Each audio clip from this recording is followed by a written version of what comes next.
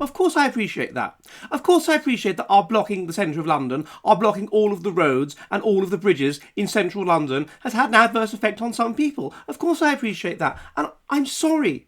I'm sorry that that man who had a heart attack in front of Parsons Green tube station wasn't able to get an ambulance on time, to take him to the hospital on time, and as a consequence, he died. Of course I'm sorry that that man died at age 65 of a heart attack. I mean, it could be said that if he'd eaten a vegan diet, then his heart would have been in better condition, and so he wouldn't have had a heart attack. But that's not the point. He did have a heart attack, and I'm sorry that the ambulance wasn't able to get him to hospital on time, and I'm sorry that none of his children were able to say goodbye to him. Of course I'm sorry. But we've been forced to do this. We've been forced to do this because people like you in the media, if we don't do this, if we don't bring central London to a halt, to a complete standstill, and cause lots of people who are running small businesses and keeping the economy afloat to not be able to make any money and force them to literally have no money for a couple of weeks, if we don't decimate the conditions of the working class in London and make them even poorer, then people like you don't listen to us. So we have to do this. It's the only way that we can draw attention to the fact of all of the suffering that's going to happen in the world if we don't do something about carbon emissions and climate change. And of course I appreciate that that man's suffering and his family are going to suffer. But I mean, and of course I appreciate we disrupted London. But I mean, rain disrupts London. Rain disrupts ambulances. Rain could have stopped him getting to the hospital on time and stopping him from dying. It's just that on this occasion we did so. And what we're doing is important. What we're doing is saving the world. I mean, yes, he suffered and yes, he died, but the world is suffering. The world is dying, and that is surely much more important than one 65-year-old man dying of a heart attack. Well, I know his children might not think that way, but they're not being rational. I mean, they're just thinking about their one person that they like that's attached to them. They've got to think about the whole world. The whole world is suffering. The whole world is dying. Yes, of course I understand. Of course I understand that they're sad that their fathers died. But shouldn't they be more sad that there's going to be more people dying? There's going to be mass death. Life on Earth will be extinct in 12 years' time unless people accept our demands. And they will only accept our demands if we bring London to a standstill and cause economic ruin for millions and millions of people. What are our demands? Our demands are perfectly reasonable. It is that the government and the opposition in the UK agree to tell the truth about climate change, that they ban all carbon emissions and all cars by next year, and they abolish Parliament and set up a citizens' assembly that is ruled by us.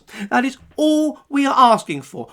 People have to understand they are global citizens. They are global citizens, and they have responsibilities, not just to themselves and their fathers who die of heart attacks, but to the whole world. We have been forced to do this. We have no choice other than to bring central London to a halt, and we're going to keep doing so. We're going to keep disrupting people's lives until they listen to us and let us completely rule and dominate their lives and micromanage their existence in every way according to our own uniquely correct ideology. Hello, and welcome to this edition of the Jolly Heretic. Right, today I'd like to talk about climate change, and specifically I'd like to talk about the Extinction Rebellion. The Extinction Rebellion that is happening in London right now. What has happened is that a group of hippies and virtue signalers and wishy-washy liberals and people who don't seem to have any job to do but have money somehow have brought the entire of central London to a standstill, and as a consequence of what they've done, people with small businesses who are the backbone of the British economy and are the reason why they have the money and the lifestyle which allows them to go around virtue signalling like this, those people are being appallingly affected. Ambulances are having trouble getting through to hospitals, and it's perfectly possible that someone who might needlessly have died. Who knows? They have brought central London to a standstill, and our supine police have done absolutely nothing about it. And I was contacted by one of you and asked if I might consider doing a video about this, and I thought, I'm going to go for it. They are blocking roads. Interestingly, they have gone to Smithfield Market, which is an ancient meat market just outside the city of London, and set up camp there. So they're particularly trying to ruin the lives lives of the various butchers and so on that work in Smithfield because they don't eat vegan food, and so this makes them really, really bad. Who are these people? Why are they doing it? And what is going on? What is the evolutionary psychology of the climate change movement? Well, I've been giving this a bit of consideration. Essentially, I think we can regard it as a religious movement, an extension of Protestantism, an extension of Calvinism, an extension of Christianity. The essence of the movement is this: there's this thing called climate change, and climate change is really bad. It can kill us. Climate change is something that we are to blame for. It is because of intrinsic problems in us that this climate change thing has happened. Whether or not it is caused by us, it's not really the point. But the point is, in a sense, we must atone for it. We must do things to atone for our own sinfulness in causing climate change. We must wear sackcloth and ashes. We must reduce our lifestyle. But we must also institute what they call climate justice, which is that we must permit third world countries, who we have supposedly exploited by giving them the Industrial Revolution and inoculations and a much higher standard of living and so on, and thus a population boom. We must, to atone, we must allow them to continue to pollute the world violently while we very heavily reduce our own emissions to practically zero. And then we have atoned for our sinfulness in causing climate change. And this is a sinfulness which ultimately I think goes further than that. But that's what we must do anyway. And once we do that, then we will reach some sort of kingdom of heaven on earth. Now, as for the causing climate change, I think this is just regarded as one of many sins. The essential idea is that we are inherently sinful people. We are sinful, we Europeans, because of climate change, which we have caused, because of imperialism, because of everything we've ever done. We essentially have a kind of original sin. And in days of old, we could purgate this sin by accepting that Jesus was our Lord and Father, and by following the various dictates of the church, and by trying to be as ascetic as possible. That is how we could atone for our inherent sinfulness. And now the sins have changed, but the fundamental attitude that we are bad and we are dark and the world is dark and it's an evil place and we must atone for our sinfulness, that is still there. So I see this as an extension of Christian theology and more specifically an extension of Protestant theology and of Calvinist theology, in the sense that there's almost nothing we can really do about it. It's our fault, but it doesn't really matter. It's much more the process of doing it that's important than what we actually achieve. We have to understand we are sinful people, we are bad people, and we can make ourselves, and we can atone to. There's no God here really, but there's some sort of cosmic something which is not in order, and we can atone for our evil by basically taking ourselves back to the Stone Age and allowing other races, other groups to dominate over us. And then we have fully atoned and the kingdom of heaven will be reached. This is extremely similar to Christian theology. The idea that, again, advocated by Christ and more clearly by Protestant theology, that you have a situation where we are sinful people and we must therefore atone for our sinfulness by taking the side of the dispossessed, by taking the side of the poor, by elevating the poor, by worshipping and idolising those who are poor, by bringing ourselves down to the standards of the poor, and in doing so atoning, but in doing so also expressing our virtue and our adherence to the dogmas of the group by being as supposedly poor as possible. This is the essence of the movement. This can be understood, therefore, as a Christian sect. It follows Christianity in very, very clear and fundamental ways. It is an atheistic development of Christian theology. Now, who involves themselves in this? Well, first of all, you can see you have this idea, you play for status by stressing how puritanical you are, and in doing so you get status in the religious society that these people have set up, which is the climate change and whatever left-wing society. So who does it attract? Well, overwhelmingly it attracts the white middle class. If you look at these climate change protests, they are overwhelmingly white people, they are overwhelmingly educated people, middle class people. So why are they attracted to this kind of movement? Well, first of all, how do you play for status if you are a member of the middle class? If you are a member of the middle class, you don't want people to regard you as working class. Working class people play for status by simply trying to look like they're rich. Now, if you're middle class and you do that, you have these status signals of wealth, you play for status with a sports car or whatever, people will regard you as working class. Now, of course, you don't want to do that because it would be awful to be perceived as working class. And you don't have the money and the refinement and the breeding to come across as being upper class. You will be recognised as the parvenu that you are. And so historically, what the middle class have always done is they've played for status using education and morality. They stress what they regard as these non-materialistic values of being highly educated and of being highly moral, of being highly woke. Now, in times of yore, therefore, it was the extremist religious movements. If you think about the Victorian, the most puritanical Victorians that were completely anti-sex and highly censorious and all this kind of thing, they came out of the middle class. The working class were this regarded as degenerate, drunken, highly sexed group of people who the middle class wanted to perceive themselves as better than. The upper class were, of course, wealthier than the middle class, and so the middle class saw themselves as inferior to them, but they saw themselves as superior in the sense that they were more moral, in the sense that they were more hard-working and whatever, and in the sense that they were more educated, and related to these two factors, really, in the sense that they were more religious. And so this was how you played for status. And you get these moral panics throughout the Victorian era, where these religious fervour panic, anti-alcohol, and there's many other examples of them, that were spearheaded by the middle class.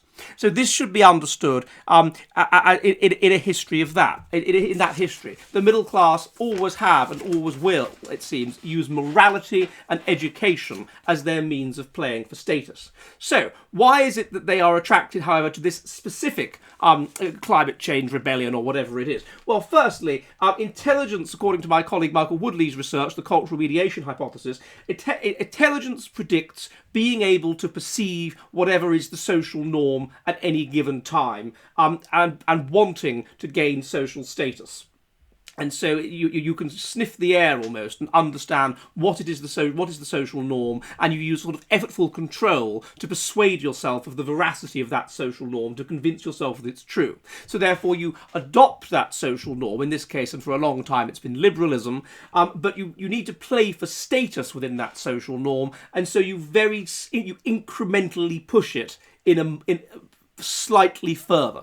So if, for example, it has become the social norm to accept homosexuality as a socially acceptable thing to do, which happened, I suppose, around the 1990s, well, you of course accept that, but you can't leverage status with that to any great extent, because every middle class respectable person is going to accept that, and so consequently you slightly push it further by arguing that there should be equal rights for transsexuals or whatever it happens to be. And this is one of the means by which there is this leftward drift that is precipitated by the middle class. In much the same way, if you look at the puritanical 19th century middle class moral panics, they would start off by saying, oh, well, we shouldn't have alcohol as strong as this, we should regulate drinking hours or whatever, and then it becomes that you shouldn't drink any alcohol at all, and so on and so on and so on, until you have these highly puritanical church ladies who in many ways are quite a good parallel with the hysterical, woke, screaming feminists that we have today. So that's the first thing. Intelligence predicts that you would be more, in a sense, ideological. Intelligence, and therefore more attracted to a movement like this.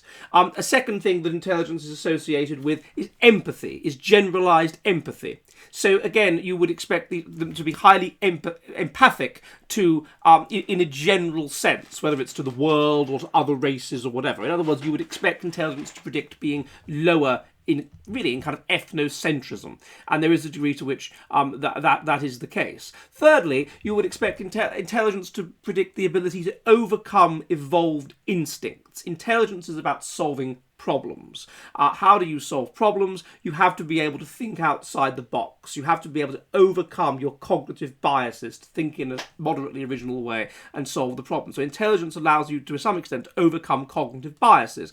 We have evolved cognitive biases towards things like ethnocentrism, towards religiousness, which tends to be associated, as I've looked at in other videos, with ethnocentrism. And so intelligent people are going to be more likely to overcome these evolved cognitive biases towards whatever ideological precept they're being told about, such as generalized empathy. So middle-classness, socioeconomic status, is associated with intelligence, but we would also expect it to be associated in a context in which the dominant value system has become left-wing, with being left-wing, and with pushing this left-wingness in a more and more extreme direction, such that it's no longer good enough to be vegetarian, and everybody has to be vegan, and we shouldn't eat meat, and we shouldn't fly aeroplanes, and we shouldn't use anything other than electric cars, and we should limit our use of these, and basically this highly puritanical way of thinking. I am more puritanical than thou. The old idea when I was a child, the more middle class you were, the less television you watched. The super middle class thing was to have no television at all. Think how middle class that was. So this is the kind of thing we're talking about, this self-denial as a means of gaining status, because there is a realization that in this religion that they're basically part of, you need to show your commitment to the religion, and you do that by being slightly more puritanical than the last man. The second issue that predicts socioeconomic status is general factor of personality. This is a combination of the personality traits agreeableness, that is to say altruism and empathy, conscientiousness, that is to say rule following. Those are the main things, the main components of them actually. And also an optimum level of neuroticism, things like social anxiety and worrying. These have been shown to be associated with academic success because they act as a motivator. So these predict socioeconomic status, of course, but they also predict neuroticism and anxiety are a factor in middle classness as a consequence. As I say, they predict educational success. Now, what neuroticism is also associated with is things like cults and fundamentalism and periodic fervour. So people that are in religious cults tend to be mentally unstable. They tend to join religious cults in periods of depression and then leave them when they get better. People who have periods of religious fervour and religious experiences are mentally unstable. They are high in neuroticism. They become so high in stress that their body kind of reacts by overwhelming them with calming feelings, which are interpreted as a religious experience, and so they become religious for a while. Religiousness gets higher at times of stress, and particularly mortality salience, but also in general at times of stress. Religiousness, it could be argued, has evolved as an adaptation to deal with stress and thus allow you to survive. Now, there's a moderate degree to which being middle class is associated with elevated stress, because it helps you to be middle class if you're moderately stressed, because it acts as a motivator in education and so on. So you're going to expect these people, the middle class, to be more likely to suffer from things like depression and anxiety, and thus more attracted to new religious movements and cults and things like this, which and periodic fervour, which will play on their anxiety. So this is yet another reason why these people will tend to be so middle class. Their elevated anxiety.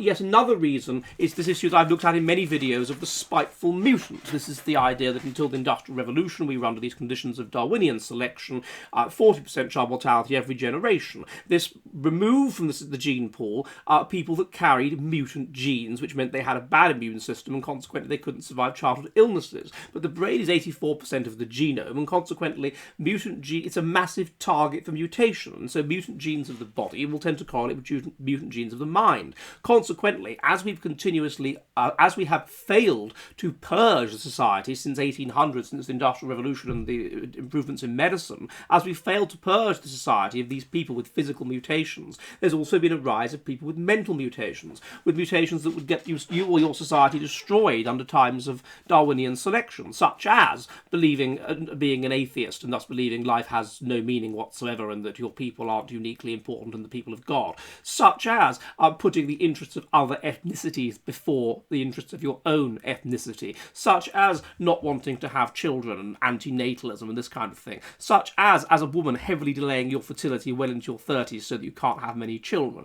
All of these kinds of maladaptive things, what my colleague Michael Woodley calls spiteful mutants. Now, the process of Darwinian selection would have weakened first among those who are higher up the social hierarchy, and therefore the spiteful mutants would have manifested there first. So, and the heritability of socioeconomic status across time from the medieval period to 1950 in England has been shown to be about 0.7. So basically we're talking about genetic castes. The middle class, the white middle class, who we're looking at now on television in London, are the descendants of the white middle class of 1800.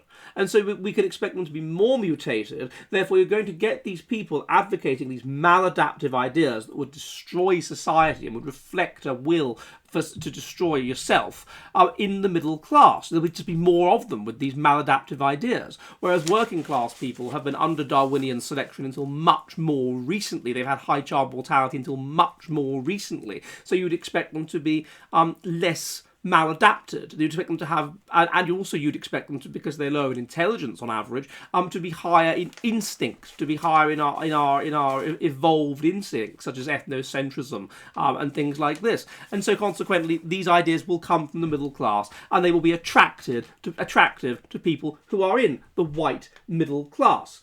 There will be a degree to which members of the elite, members of what we might call the upper class, will be interested in these ideas as well. And you see this with Juliet Stevenson and with that bloke that was in that TV series about Mark Rylance or something, I think his name is. So these people are extremely rich. It's interesting that they're actors, though. Actors are high in openness, which means that they're very open to being indoctrinated. And so if we're talking about some kind of religious cult that also allows you to elevate status, then you can see how they could allow themselves to be indoctrinated into something like that.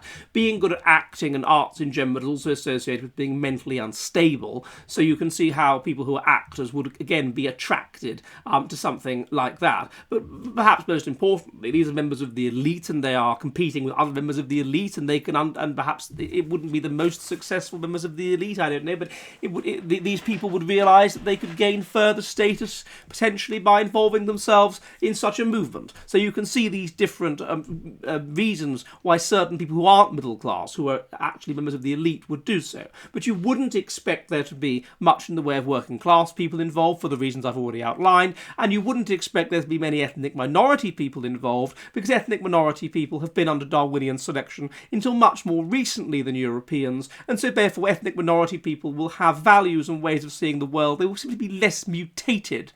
Okay, yes, you can look at exceptions in terms of cousin marriage or whatever in Islam, in Bradford, causing lots of people that have double doses of harmful mutant genes. But with regard to spiteful mutations that will come along in the population more and more as a consequence of reduced Darwinian selection, you're going to have these people being less mutated, more normal, more close to what we were like under Darwinian conditions than are white people, and consequently they're going to be higher in ethnocentrism, in the same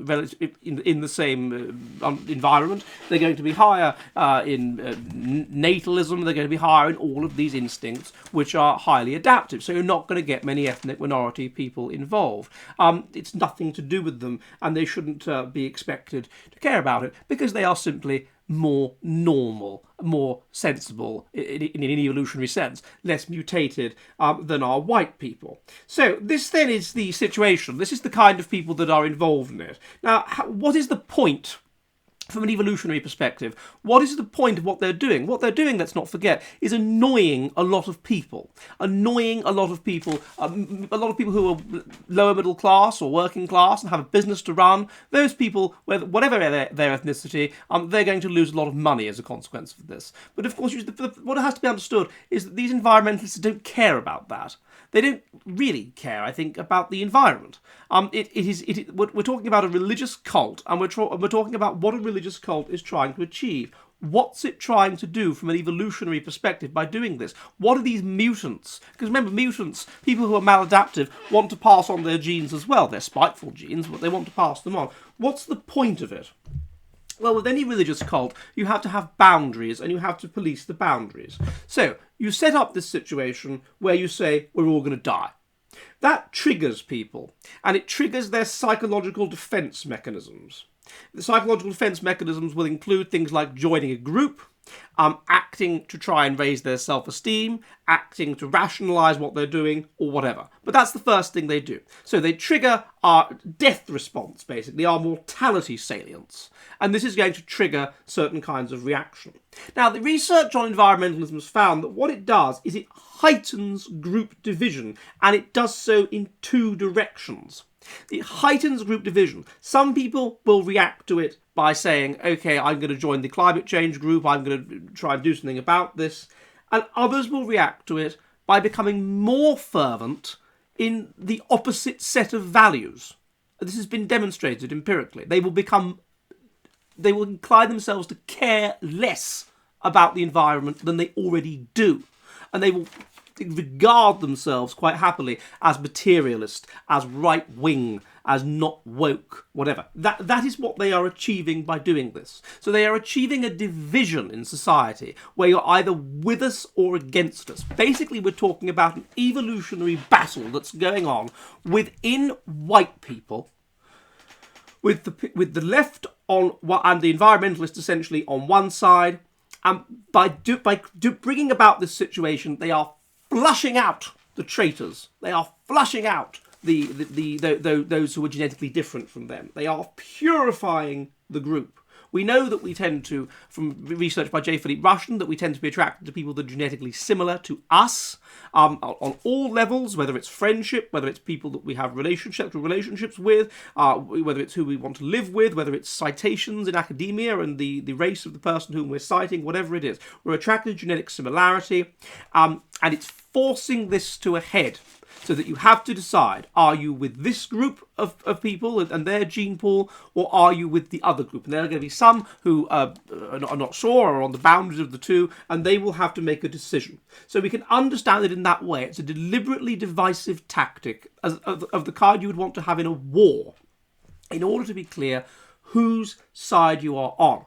And in doing so, you purify the group, and you ensure that the group is more genetically similar than it otherwise would be, and therefore more internally cooperative and more externally hostile, higher in its group sense in positive and negative ethnocentrism, and we know from computer models that it is the more ethnocentric group that eventually dominates. So that's what they're helping to do by doing this. They're creating an us and them situation, and they're therefore helping to create a group which will ultimately be more likely to dominate. If you are them, then you start to bring in tests of membership, which are increasingly puritanical and difficult to abide by. So it used to be that you'd have to be a vegetarian or whatever to be one of them, but now they increasingly seem to be demanding that you're a vegan, and they've set up this vegan food, and they've put out calls saying, oh, we need vegan food for our people, and our people can go on hunger strike. They need vegan food now, or they won't be able to survive. So it's a tests of membership of the kind you would get in a fundamentalist group. I did my field work when I was in my early 20s on fundamentalist Christian groups. They'd have these tests of membership in a university context, lots of drinking and smoking and sex with people you don't know very well and whatever. The test of membership was that you couldn't do any of those things. And so the veganism and whatever, it's a test of membership. That's the whole point of it. And this division is a way of basically a fundamental difference that you get within humanity. We've looked at it in another video. The two dimensions to politics, and politics is highly heritable about point 6, traditionalism and egalitarianism. This is what de Jong argues. These are highly genetic issues. Haidt has argued that there's 5 moral foundations: care, fairness, in-group loyalty, authority, and purity. Now, he argues that basically the left only care about care and fairness, caring and fairness, and the right care about all of these things. Now, some people have disputed that. They've said, well, also in-group loyalty is important for the right, and so is purity. And to a certain degree, so is authority within their own group. but it's within their own subgroup rather than in the sort of ethnic group as a whole. Another way of looking at it is by arguing that we as humans are evolved to have two sets of values, dominance and equality, as from our hunter-gatherer past. On the one hand, in order for the group to survive, you need to have equality, you need to have everyone being relatively the same so that everyone gets on and everyone cooperates and you're more likely to survive in battles with other groups. On the other hand, you want to rise to the top of the hierarchy of that group. And so you're going to have these two sets of values in the population, dominance and equality. Really, you could even divide it between systematizing and empathy. Empathy, wanting everyone to be equal, kind of female values. Systematizing, wanting to understand things and wanting structures and order and so on. Male values. However you want to divide it, there are these two sets of values. Now, in a society under Darwinian selection, you would end up with the optimum adaptive balance between the two sets of values. The optimum percentage of the population that were very in favour of equality, the optimum percentage of the population that were very in favour of dominance, and the optimum percentages of the population that had the appropriate balance between the two. And you would also end up with the form of religiousness regulating what was the societal norm in an adaptive direction at any given time, and expressing that societal norm as being the will of God. As Darwinian selection has broken down, you're going to get all of this mutation, and you're going to get all of these people moving away from this norm in all kinds of maladaptive directions, so that society is almost pushed to the extreme. More and more people will be very, very, very into equality, to an extent that's damaging to the group. And more people will perhaps even be very into dominance values to an extent that is damaging to the group. But whatever it is, it will be suboptimal. But you'll have this will be a highly genetic issue, and you'll end up with this battle between those who will be more genetically similar to each other, who are in favour of equality, and those who will again be more genetically similar to each other, who are in favour of more traditional values, authority, and so on. By having this climate rebellion, you force people to take a side. You purify the fundamentalist Calvinist climate movement group with their child leader St. Greta, which I also think is very interesting, by the way, that she's a child, because and that she suffers from autism, because again this fits with the idea that you should worship the disempowered. Someone who is autistic would be considered to be disempowered because they're mentally ill or something like that. As long as they're not autistic and expressing right-wing views, then of course they're evil.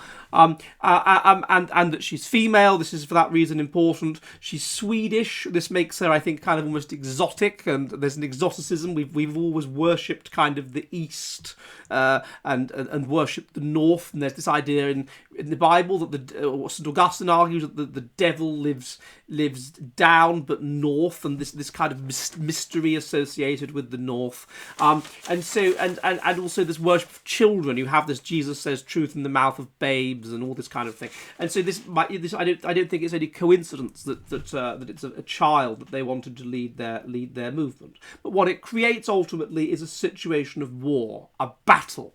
Now, to the extent, of course, that we were a highly organised and structured and religious society until the Industrial Revolution, it's difficult to push things in a much more structured direction than was already the case. I mean, Islam perhaps is more structured, but more patriarchal. Whereas it's very easy to go in a maladaptive and less structured direction. And so the way I see it is that the climate change rebellion is a way of creating a clear cleavage in society, a clear division between the mutants and the normal people. The normal people that to a great extent would have survived under conditions of Darwinian selection. I know I always get back to that, but that's I think it's a crucial theory.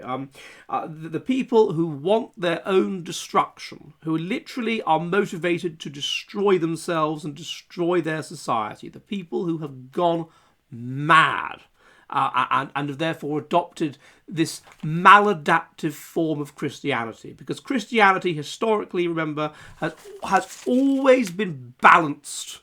And that's why it survived. That's why the people who were Christian managed to dominate the world. It helped to create the optimum balance between these values that cause you to be humble and cause you to have low self-esteem and thus cause you to work with people and cooperate with people and thus build up a society that's strong in cooperation, but also that sees outsiders as the devil and thus fights them and destroys.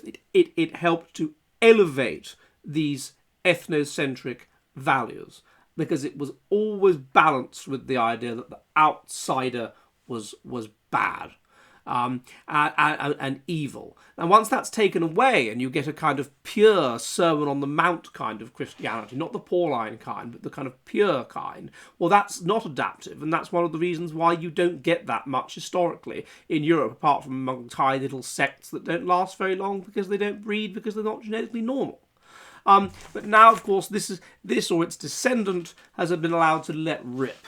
And that is what the climate change people are. And it's therefore unsurprising that a lot of them have been to private school and whatever, and are middle class, as I've said. That is what they are.